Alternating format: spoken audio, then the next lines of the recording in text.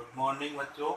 कल हमने पढ़ा सिंचाई की परिभाषा, सिंचाई के स्रोत, सिंचाई की आवश्यकता और सिंचाई की साधन विधियाँ।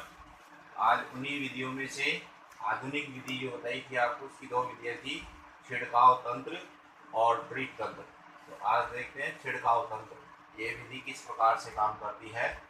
तो देखो इसमें क्या होता है।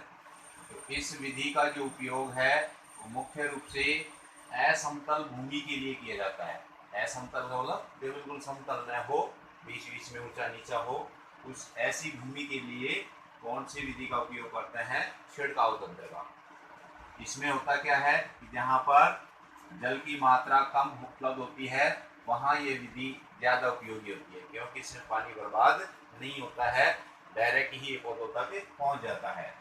इस विधि में क्या होता है, देखो इस तंत्र में ऊर्ध्वाधर, ऊर्ध्वाधर का मतलब लंबवत, ऊपर से नीचे, इस प्रकार से लोहे के पाइप होते हैं या नल होते हैं इसमें, जिसके ऊपरी सिरे पर, जैसे ये पाइप है तो ये इस तरह से ऊर्ध्वाधर खड़ा होगा, जिसका जो ऊपरी सिरा है यहाँ पर नोजल लगा होता है। क्या होगा इसमें? नोजल, जो कि घूमने वाले नोजल है, ये जो चारों तरफ इस प्रकार से घूमता रहता है। और यह पाइप जो है एक निश्चित दूरी पर मुख्य पाइप से जुड़े होते हैं। तो ऐसे छोटे छोटे कई ऊर्ध्वाधर पाइप जुड़े होंगे ऐसे लाइन के अंदर निश्चित दूरी पर, और ये पूरे पाइप क्या होंगे? एक मुख्य पाइप से जुड़े होते हैं। जब पंप की सहायता से इसमें जल मुख्य पाइप के अंदर भेजा जाता है तो ये पानी जो है घूमता हुआ क्या होगा? नोजल से बाहर की ओर निकलता है।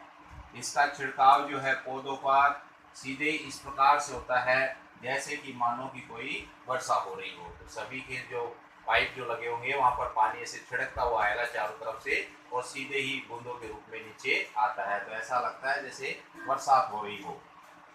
छिड़काव तंत्र का जो उपयोग है वो लॉन या गार्डन जो होते हैं, विभिन्न प्रकार के फसली पौधे जैसे गेहूं है, चाय है, कॉफ़ी है, चना है, बाजरा है, किसी भी विधि के किसी भी फसल के लिए अपन इसको उपयोग में ले सकते हैं। तो इस प्रकार से ये छिड़काव तंत्र विधि है, जिसमें पानी जो है छिड़क छिड़क कर आता है बरसात की तरह, इसीलिए इसका नाम क्या रख दिया? छिड़काव तंत्र।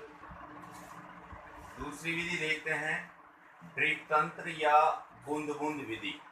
इस विधि में देखो, इस विधि में जल जो है बूंद बूंद करके सीधे ही पौधों की जड़ों में गिरता है, इसीलिए इसको क्या नाम दे दिया है?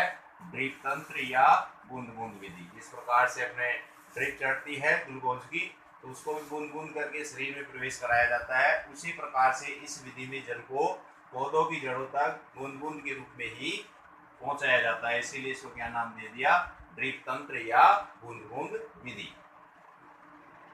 यह जो विधि है फलदार पौधे जैसे कि आम है, अनार हैं, इसी प्रकार से बगीचे हैं, या कोई बड़े वृक्ष हैं जैसे कि नीम है, बबूल है, पीपल है, इन सबको पानी देने की यह सबसे अच्छी विधि मानी गई है, सर्वोत्तम विधि है ये, क्योंकि इसमें पानी बर्बाद नहीं होता है और डायरेक्ट ही पौधे को पानी मिल जाता है।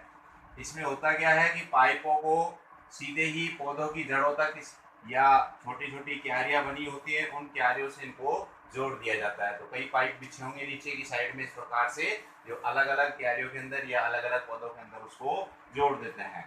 सभी पाइप जो हैं एक मुख्य पाइप से जुड़े होंगे, उसके साथ में एक मुख्य पाइप जुड़ा होगा और उसी के साथ में छोटी छोटी नलियों के रूप में ये पाइप जुड़े होते हैं। जब पंप की सहायता से इसमें जल को मुख्य पाइप में अंदर भेजा जाता है तो ये जो जल है अन्य सभी पाइपों से गुजरता हुआ और सीधे ही कहाँ चला जाएगा? ये पौधों की जड़ों तक बूंद बूंद के रूप में पहुंच जाता है। इस प्रकार से इस विधि में जल का बिल्कुल भी व्यर्थ नहीं होता है, या बिल्कुल भी जल जो है खराब नहीं होता है, जितना पानी पौधे को चाहिए उतना उसमें भेज दिया जाता है। इसीलिए यह जो विधि है जल की कमी वाले क्षेत्रों के लिए एक वरदान साबित हुई है, या बहुत ही अच्छी विधि इसको मानी गई है।